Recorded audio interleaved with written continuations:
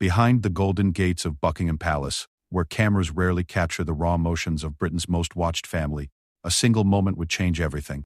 It wasn't a grand scandal or a public misstep that would shake the very foundation of royal protocol. Instead, it was the voice of a 9-year-old boy, filled with pain and defiance, that would echo through the marble halls and force the royal family to confront a truth they had been avoiding for years. What happened that afternoon wasn't just a child's tantrum or a moment of royal misbehavior. It was the explosive result of months of tension, confusion, and a young prince's struggle to understand his place in a family torn between duty and genuine affection. The words that Prince Louis would speak to Queen Camilla that day would not only shock the royal guards present, but would ultimately reveal the deep fractures running beneath the polished surface of the modern monarchy. This is the story of how one moment of childhood honesty changed the royal family forever, and why sometimes the most powerful truths come from the smallest voices. The September morning started like any other at Buckingham Palace. The ancient building buzzed with its usual rhythm of staff preparing for another day of royal duties. In the nursery wing, Prince Louis sat quietly at his small oak desk, supposedly working on his arithmetic lessons. But his mind wandered elsewhere. Through the tall windows he could see the changing leaves in the palace gardens, their golden hues reminding him of happier times. 9-year-old Louis had always been different from his older siblings, Prince George and Princess Charlotte. Where George carried himself with the natural confidence of a future king, and Charlotte possessed the grace expected of a royal princess, Louis seemed to march to his own drum. His tutors often found him staring out windows, lost in thoughts too complex for a child his age. The young prince had been struggling lately, though the adults around him hadn't noticed. Since his grandmother Queen Elizabeth's passing, everything felt different. The palace felt colder despite the ornate heating systems. The laughter that once echoed through the corridors had been replaced by hushed conversations about duty, protocol, and the future of the monarchy. Miss Thompson, his governess, noticed Louis hadn't touched his breakfast that morning. The usually energetic boy sat hunched over his books, his blonde hair falling across his forehead as he pretended to read. She approached him gently, placing a warm hand on his shoulder. "Your Royal Highness, perhaps we should take a break from studies today," she suggested kindly. "Your father mentioned the royal guards are conducting their ceremonial practice in the courtyard. Would you like to watch?" Louis looked up, his blue eyes lacking their usual sparkle. He nodded silently, grateful for any distraction from the arithmetic problems that seemed to mock him from the page. The truth was, numbers felt meaningless when his whole world felt like it was shifting beneath his feet. As they made their way through the palace corridors, Louis noticed the portraits lining the walls. Generations of his ancestors stared down at him with stern expressions, their eyes seeming to follow his every step. He wondered if any of them had ever felt as lost as he did now. The courtyard was bustling with activity when they arrived. The royal guards stood in perfect formation, their red uniforms pristine and their movements synchronized like clockwork. Louis found himself mesmerized by their precision, the way each soldier knew exactly where they belonged and what they were supposed to do. Standing near the colonnade, watching the ceremony with obvious pleasure, was Queen Camilla. She wore a navy blue coat that fluttered slightly in the autumn breeze, and her silver hair was perfectly styled as always. When she noticed Louis and Miss Thompson approaching, her face lit up with what appeared to be genuine warmth. "Louis, darling," Camilla called out, extending her arms toward him. "Come and stand with me. Isn't this marvelous? Your great-grandmother would have loved seeing the guards perform with such precision." Something about the way she said your great-grandmother struck Louis oddly. The words felt formal, distant, as if she were talking about someone from a history book rather than the woman who had read him bedtime stories and taught him to feed the palace corgis. Louis walked over slowly, his small shoes clicking against the stone courtyard. The sound seemed to echo louder than it should have, drawing the attention of several nearby staff members. He stood beside Camilla, but there was a noticeable distance between them, a gap that seemed to represent more than just physical space. "Look at how perfectly they move," Camilla continued, seemingly unaware of Louis's internal turmoil. "One day, when you're older, you'll understand the importance of such discipline and tradition. It's what makes our family special, what sets us apart." The words felt heavy to Louis. Special. Set apart. He had been hearing these phrases his entire life, but lately they felt more like a prison than a privilege. He watched the guards continue their routine, their faces hidden beneath their tall bearskin hats, and wondered if they ever felt trapped by their roles. As the ceremony continued, more members of the royal household gathered to watch. Palace staff lined the windows of the upper floors, their faces pressed against the glass. Louis could feel their eyes on him, always watching, always expecting him to behave in a certain way. The weight of their expectations felt heavier with each passing moment. Queen Camilla placed her hand on Louis's shoulder and he instinctively stiffened. The gesture, meant to be comforting, felt foreign and uncomfortable. It wasn't the same as when his mother, Princess Catherine, touched him. There was something different about Camilla's touch, something that reminded him constantly that she was still relatively new to their family dynamic. Your grandfather would be so proud of you, standing here so tall and brave, Camilla whispered to him, her voice carrying across the courtyard more than she probably intended. But Louis wasn't feeling tall or brave. He felt small and confused and angry about things he couldn't quite put into words. The mention of his grandfather, King Charles, brought a fresh wave of complicated emotions. He loved his grandfather, but sometimes it felt like Charles cared more about his duties as king than about being a grandfather. The guards finished their ceremonial routine and began to disperse, but the tension in Louis's chest only grew stronger. He could feel Miss Thompson's concerned gaze from across the courtyard, could sense the watchful eyes of the palace staff, and most of all, could feel Camilla's hand still resting on his shoulder like a claim of ownership. As they walked back toward the palace, Camilla chatted animatedly about the ceremony, about tradition, about duty.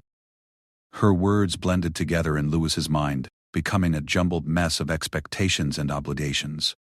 With each step, he felt the walls of the palace closing in around him.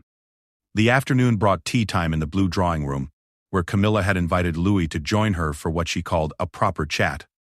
The room, with its ornate decorations and priceless artwork, felt more like a museum than a place where a child should feel comfortable. Louis sat stiffly in one of the antique chairs, his feet barely touching the floor, while Camilla poured tea from an elaborate silver service. The delicate china cups looked fragile in his small hands, and he worried constantly about breaking something valuable. Now then, Camilla said, settling into her chair with practiced elegance, I thought we should spend some time together, just the two of us. I know things have been rather difficult since your great-grandmother passed, and I want you to know that I'm here for you. The words should have been comforting, but something about the way Camilla delivered them felt rehearsed, as if she had practiced this conversation beforehand. Louis nodded politely but said nothing, unsure of how to respond to this woman who was trying so hard to fill a role that felt uncomfortable for both of them. I know I'm not your grandmother in the traditional sense, Camilla continued, but I hope that perhaps, in time, you might think of me as family. After all, your grandfather and I care about you very much. Family. The word hung in the air between them like an unspoken challenge. Louis understood that Camilla was married to his grandfather, understood that she held an important position in the royal family, but the word family felt too intimate, too personal for what their relationship actually was. As Camilla continued talking about family traditions and royal responsibilities, Louis found his attention drifting to the window. Outside, he could see ordinary people walking past the palace gates, going about their normal lives without the weight of expectation and protocol that seemed to suffocate him daily. The conversation stretched on for what felt like hours, though it was probably only 30 minutes. Camilla spoke about the importance of unity within the royal family, about how they needed to present a strong front to the public, about how Louis would need to understand his role as he grew older. Each word felt like another stone being added to the growing pile of pressure on his small shoulders. When tea time finally ended, Louis felt more confused and frustrated than when it had begun. As he made his way back to the nursery wing, he passed the portrait gallery again, and this time the stern faces of his ancestors seemed to be judging him, finding him lacking in some fundamental way. That evening, as Miss Thompson helped him prepare for bed, Louis finally found the courage to voice some of his feelings. Miss Thompson, he said quietly, do you think great-grandmother would have liked Queen Camilla? The question caught his governess off guard. She paused in folding his clothes and looked at him carefully, recognizing the weight behind such a simple question. I think your great-grandmother wanted your grandfather to be happy, she answered diplomatically. And if Queen Camilla makes him happy, then yes, I believe she would have approved. But Louis wasn't satisfied with such a careful answer. He wanted honesty, wanted someone to acknowledge the complexity of the situation instead of giving him another polite non-answer that adults seem to specialize in. But it's different now, he pressed. Everything's different since she died. And Queen Camilla keeps trying to be something she's not. Miss Thompson sat down on the edge of his bed, her expression thoughtful. She had worked for the royal family long enough to understand the delicate nature of these relationships, the way that titles and duties could sometimes overshadow genuine human connections. Change is never easy, she said gently. especially when we're grieving. Your great-grandmother held this family together in a very special way, and now everyone is trying to figure out how to move forward without her. Louis pulled his blanket up to his chin, his young mind wrestling with concepts that would challenge even adults.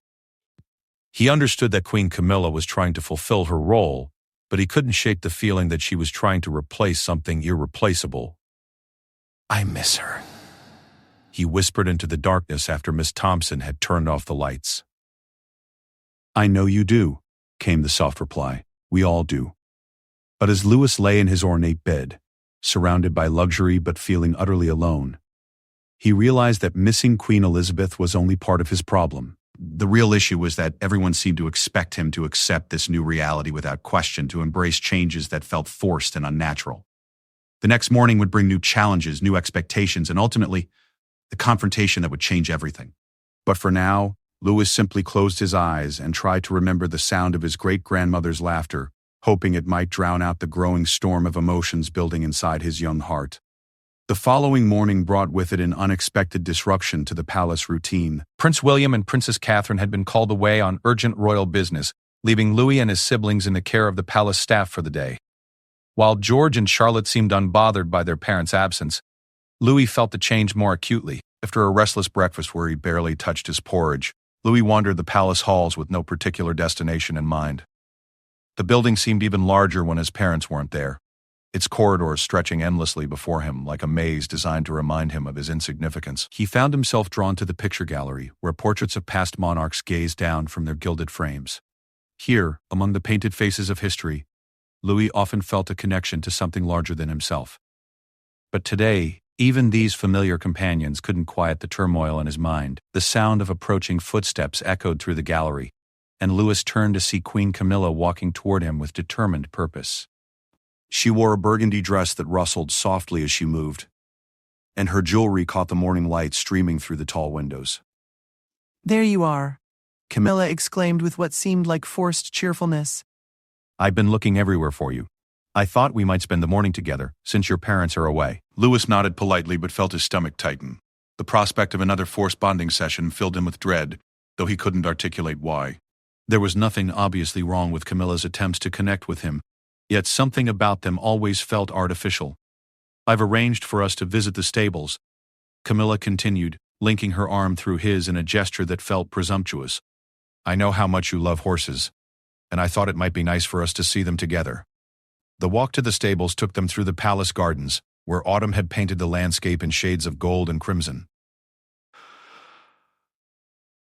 Under different circumstances, Louis might have enjoyed the beauty of the changing season, but today the dying leaves only reminded him of loss and endings.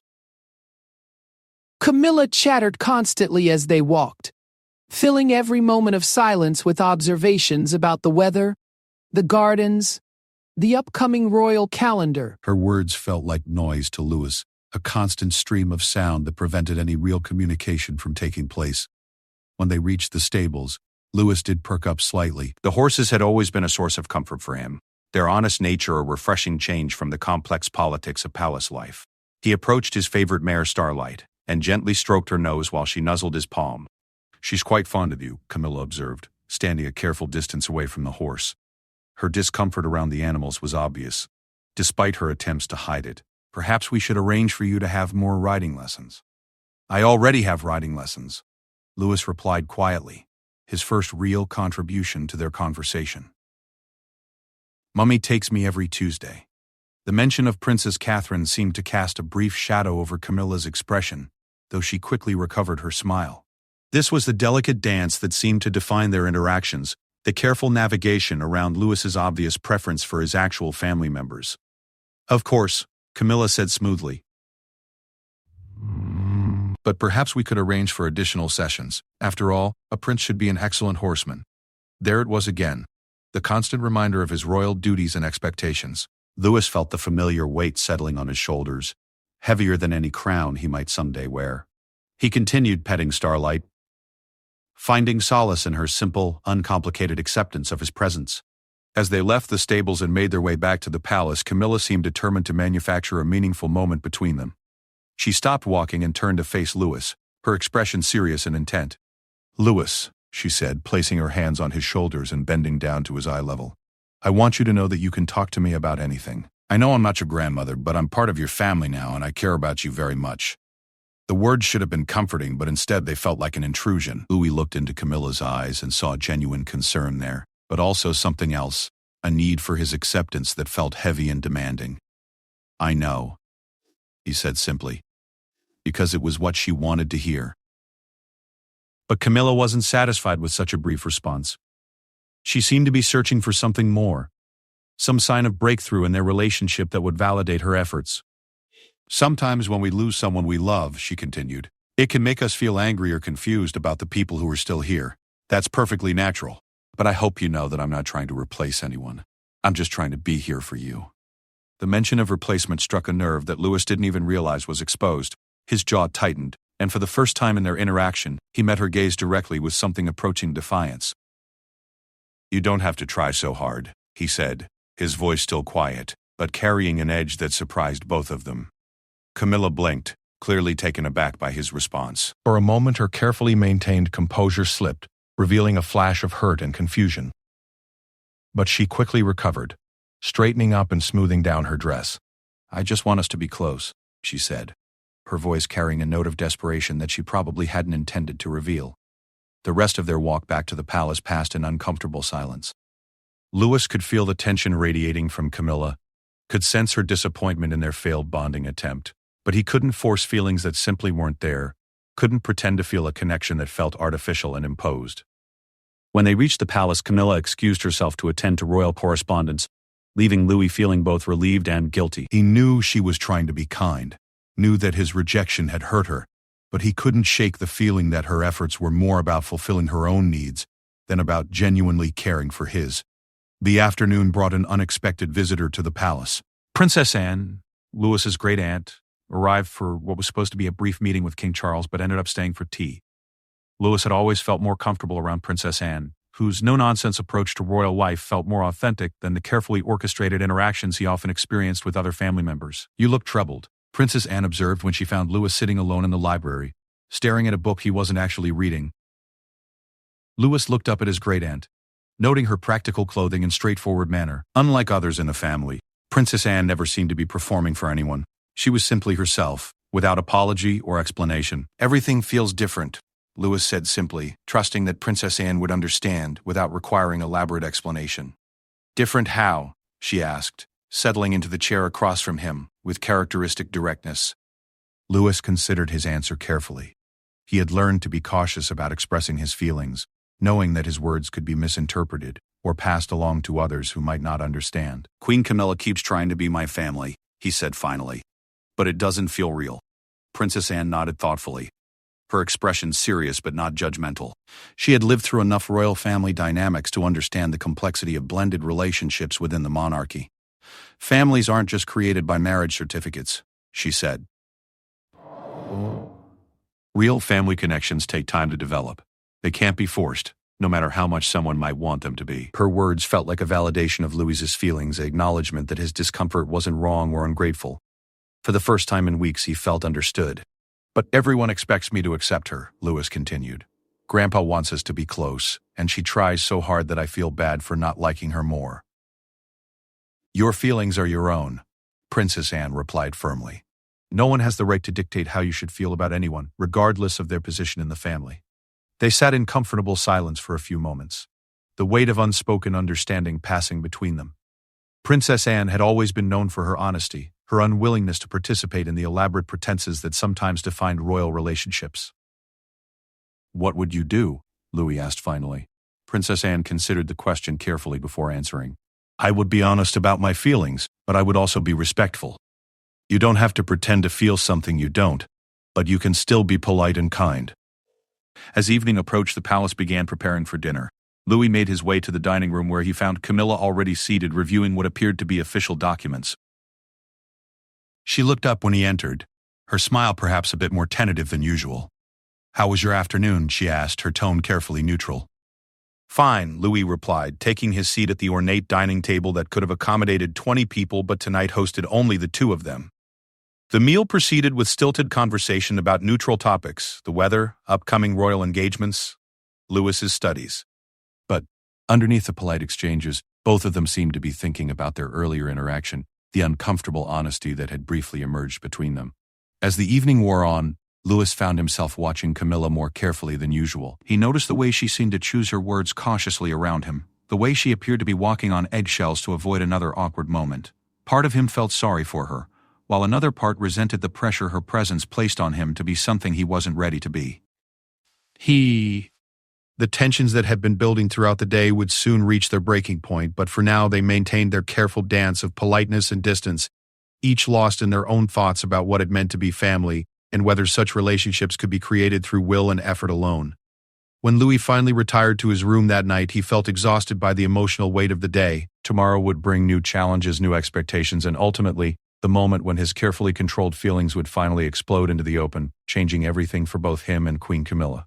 The third day dawned gray and drizzly, matching Lewis's increasingly dark mood. He had barely slept, his mind churning with frustration and confusion about his place in this complicated family dynamic. The palace felt more oppressive than ever, its grand halls seeming to close in around him with each passing hour. Prince William and Princess Catherine remained away on their royal duties, leaving Louis feeling increasingly isolated. George had his own commitments, with tutors preparing him for his future role as king, while Charlotte seemed content with her art lessons and piano practice. Louis felt caught between childhood and the weight of royal expectations, belonging fully to neither world.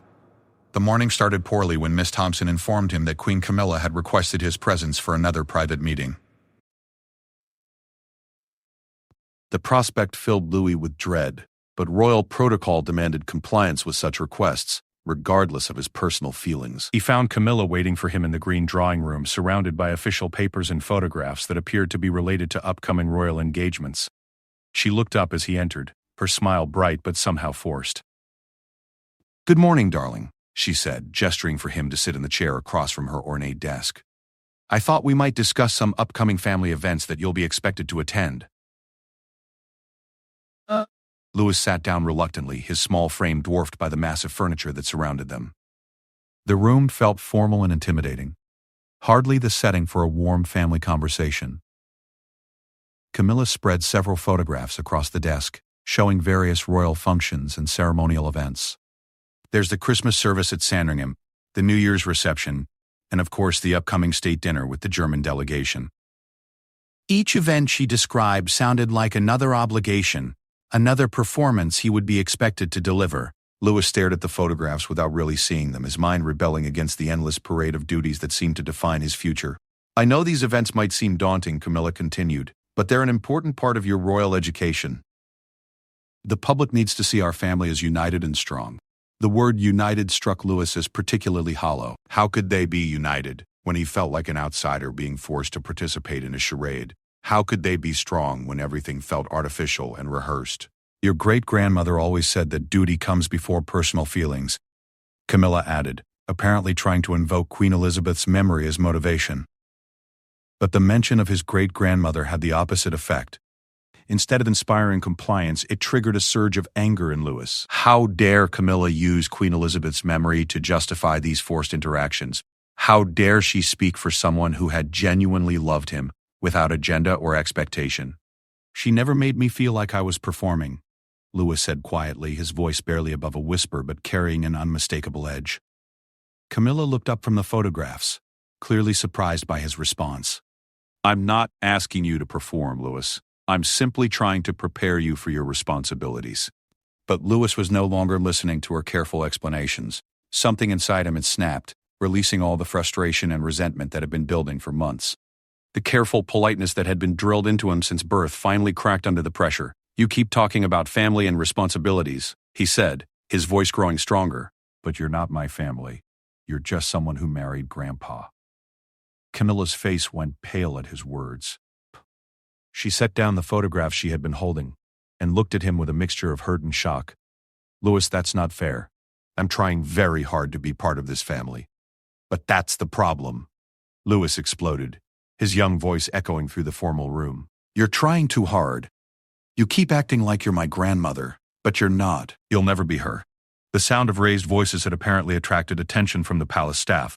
Through the partially open door, Louis could see movement in the corridor, guards and servants who were undoubtedly concerned about the commotion coming from the green drawing room. Camilla stood up from her chair, her composure finally beginning to crack after days of patient effort. "I never claimed to be your grandmother," she said, her voice tight with controlled emotion. "I'm simply trying to fulfill my role in this family." "Your role?" Louis stood up as well, his small stature making his defiance seem even more dramatic. "What about my role? What about what I want?" The door to the drawing room opened wider, and Louis could see royal guards peering in with obvious concern. Palace protocol dictated that they should intervene if any member of the royal family appeared to be in distress, but this situation fell into uncharted territory. Camilla noticed the guards' presence and seemed to realize that their private conversation had become a very public scene. She moved toward Louis, perhaps intending to calm him down or guide him away from the prying eyes. "Louis, please," she said, reaching out her hand toward him. "Let's discuss this privately. We don't need the entire staff hearing our family matters." But her attempt to take control of the situation only fueled Louis's rebellion further. The sight of her approaching him, the feeling of being managed and controlled, triggered the final explosion of his pent-up emotions. "Don't touch me," he shouted, backing away from her outstretched hand. "You're not my mother." "You're not my family. Stop pretending like you care about me." The words hung in the air like physical blows. Even Louis was shocked by his own vehemence, but he couldn't stop himself from continuing. "You just want everyone to think we're one big happy family, but it's all fake. Everything about you is fake." Camilla's face crumpled at his words. Despite her royal training and years of public scrutiny, she was clearly unprepared for such a personal attack from a child she had been genuinely trying to help. The royal guards, uncertain about how to handle such an unprecedented situation, stepped further into the room. Their presence made the scene feel even more dramatic, as if Louis's emotional outburst had become a matter of palace security. "Your Royal Highness," one of the guards said carefully, addressing Camilla while keeping a watchful eye on Louis. "Perhaps we should call for Prince William or Miss Thompson." But Louis wasn't finished. Seeing the guard's protective stance toward Camilla only reinforced his feeling that everyone was against him, that he was alone in his struggle against these forced family dynamics. "Even the guards think you're more important than me," he cried, his voice breaking with emotion. "But you know what? You're not my mother and you never will be." The final declaration seemed to echo through the room with devastating finality. Camilla stood frozen, tears beginning to form in her eyes despite her attempts to maintain royal composure. The guards looked uncomfortable, clearly out of their depth in dealing with such raw family drama. In the sudden silence that followed Louis's outburst, the sound of approaching footsteps could be heard in the corridor. Miss Thompson appeared in the doorway, taking in the scene with professional calm despite the obvious shock on her face. "Your Royal Highness," she said to Louis, her voice gentle but firm. "I think perhaps you should come with me now." But Louis wasn't ready to be managed or controlled by another adult. He looked around the room at all the faces staring at him, Camilla's hurt expression, the guard's uncertainty, Miss Thompson's professional concern, and felt more alone than ever.